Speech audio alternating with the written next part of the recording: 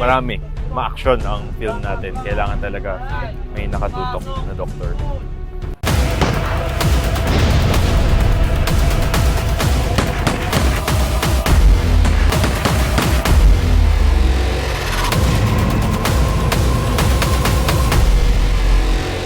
I'm Maurice Baihon. I'm a neurosurgeon. I supervise medical and surgical scenes in traumatic cases, gunshot wounds. Lalo na dito, masyadong marami, ma-action ang film natin. Kailangan talaga may nakatutok na doktor. Muna dito ka lang! Magaling ka bata! Dok, hindi ako pwedeng umupo. Please, makinig ka muna! Mamatay ka kapag di mo ginawa to! It's very important na meron pong doctors or surgeons na may experience na nakaka-witness ng mga scenes na ganito. Because we want to make sure everything is accurate for the audience. We want to make sure na tama yung mga ginagawa ng mga doctors and very accurate yung mga trauma cases even ng actors.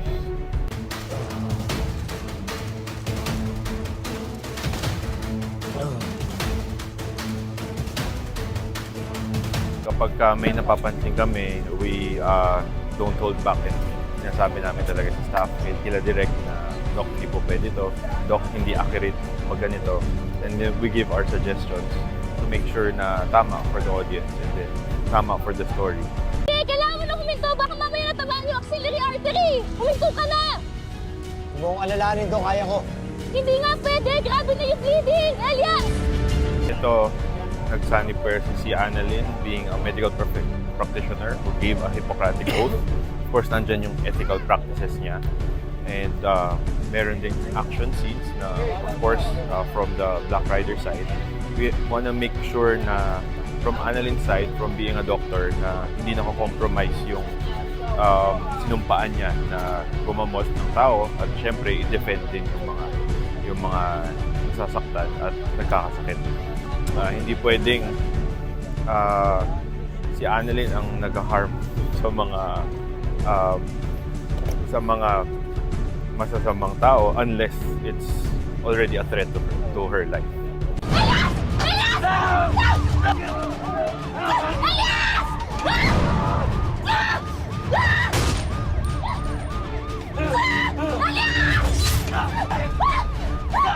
At the scenes that we're shooting, ang goal niya is to save si Elias. But at the same time, protecting him and protecting herself from the goods na maaway sa kanila.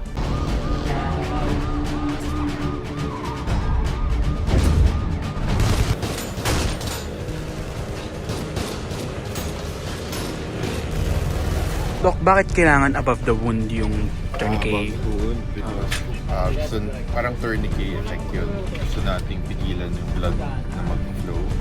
So usually proximal, ibig sabihin mas malapit sa heart na ipipigilan mo yung pag-pump ng blood. Hindi, 27 yan. Kaya para tumigil ito. So kailangan mas mataas dun sa sugat. Mas malapit sa heart yung... Mas malapit sa heart, mas proximal dun sa sugat. In this case po, saan po siya dapat? Doon sa bandang kilikili. Kasi sinusugat niya dito sa taas. Yung ino-occlude namin yung axillary artery, sa flavian artery.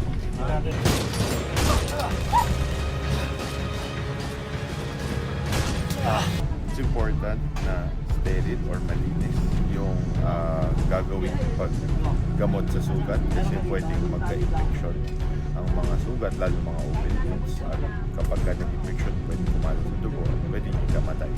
So sa lahat ng mga procedure na ginagawa, lalo ng mga doktor, kailangan mahalagang sterile or malinis ang mga procedure. Yes.